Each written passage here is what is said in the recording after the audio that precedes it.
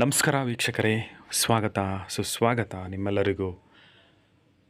ವೀಕ್ಷಕರೇ, ಇವತ್ತು ಈ ಒಂದು ಸೊಪ್ಪು ಅಥವಾ ನಮ್ಮ ಪಕ್ಕದಲ್ಲಿ ಸಿಗುವಂತಹ ಒಂದು ಆಯುರ್ವೇದಿಕ್ ಮೆಡಿಸಿನ್ನ ಯೂಸ್ ಮಾಡೋದ್ರಿಂದ ಎಷ್ಟೆಲ್ಲ ಪ್ರಯೋಜನ ಇರುತ್ತೆ, ಹಾಗೆ ಅದನ್ನು ಹೆಂಗೆ ಯೂಸ್ ಮಾಡೋದು, ಮತ್ತು ಅದರಿಂದ ಯಾವ ರೀತಿ ಒಳ್ಳೊಳ್ಳೆ ತಿಂಡಿಗಳು ಸಹ ಮಾಡಿ ತಿನ್ಕೋಬೋದು ಅನ್ನೋ ವಿಚಾರ ನಿಮಗೋಸ್ಕರ. ಹಾಗೆ ಇದು ತುಂಬ ಜೀರ್ಣಕ್ರಿಯೆಗೆ ಒಳ್ಳೆಯದು, ಹಾಗೆ ತಂಪು ನೀಡುತ್ತೆ, ಹಾಗೆ ಜ್ವರ ಶೀತ ಕೆಮ್ಮು ಎಲ್ಲದಕ್ಕೂ ಒಳ್ಳೆಯದು.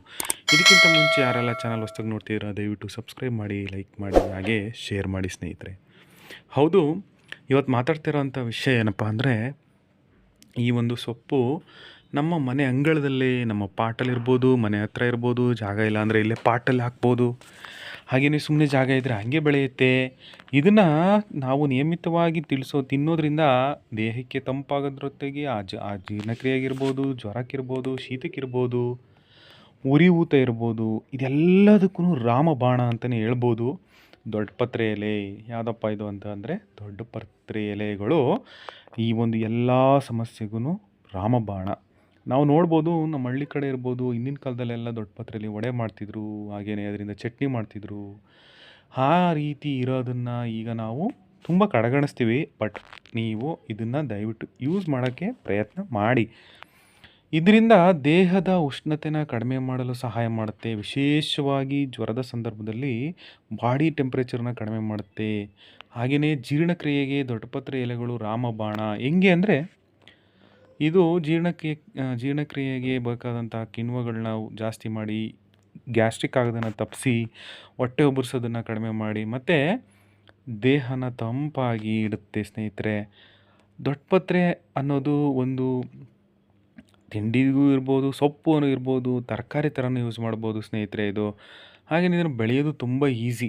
ನೀವೇನು ಹೊಲನೇ ಬೇಕು, ಗದ್ದೆ ಬೇಕು ಅಂತ ಏನಿಲ್ಲ, ನಿಮ್ಮ ಪಾಟಲ್ಲೂ ಹಾಕ್ಬೋದು. ಸುಮಾರು ಜನ ಇದನ್ನು ಹಾಕಿರ್ತಾರೆ, ನಾನು ನೋಡಿದ್ದೀನಿ.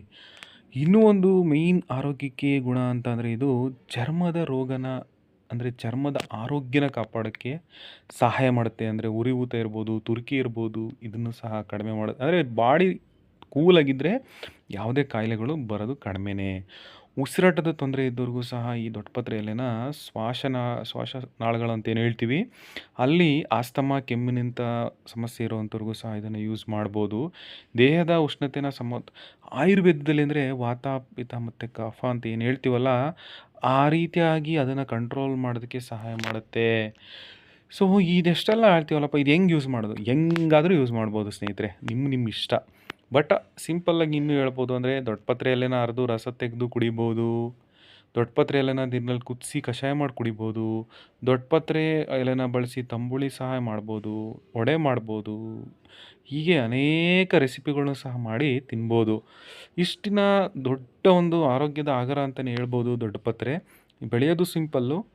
ಹಾಗೆ ಇನ್ನೊಂದೇನೆಂದರೆ, ನಾನು ನಿಮ್ಮಲ್ಲಿ ರಿಕ್ವೆಸ್ಟ್ ಮಾಡೋದೇನೆಂದರೆ, ಯಾರಿಗೇ ಆದರೂ ಸಹ ಒಂದು ಮೆಡಿಸಿನ್ ಅಥವಾ ಆಯುರ್ವೇದಿಕ್ ಅಂತ ಅನ್ನೋದಕ್ಕಿಂತ ಮುಂಚೆ ಅವರವರ ದೇಹಕ್ಕೆ ಸಂಬಂಧಪಟ್ಟ ಹಾಗೆ ಡಾಕ್ಟ್ರನ್ನ ಕನ್ಸಲ್ಟ್ ಮಾಡಿ ಒಪಿನಿಯನ್ ತಾಳೋದು ಭಾಳ ಒಳ್ಳೆಯದು ಅಂತ ಹೇಳ್ತಾ, ಈ ಒಂದು ಮಾಹಿತಿ ಎಲ್ಲರಿಗೂ ಶೇರ್ ಮಾಡ್ಕೊಳ್ಳಿ ಅಂತ ವಿಷಯ ಮುಗಿಸ್ತಾ ಇದ್ದೀನಿ. ನಮಸ್ಕಾರ ಸ್ನೇಹಿತರೆ.